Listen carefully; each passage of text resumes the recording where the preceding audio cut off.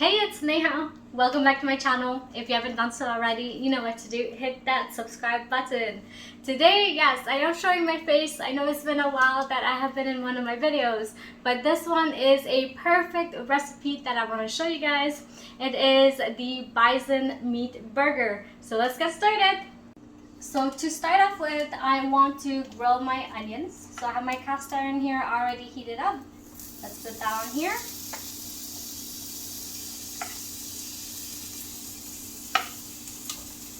And as you can see, I already have it all prepared. I have my pickles, tomatoes, lettuce, and cheese ready for that burger.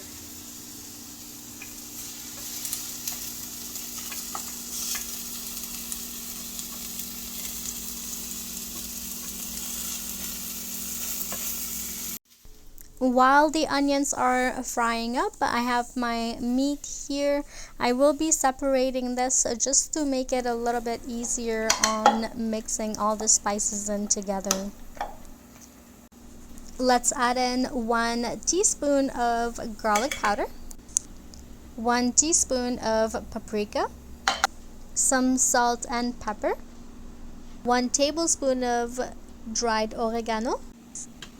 And this is optional, but I'm just adding a little bit of olive oil on my cutting board just so that when I'm putting these meat into balls and making them into burgers, it just doesn't stick to my hands, and also it doesn't stick to my cutting board as well.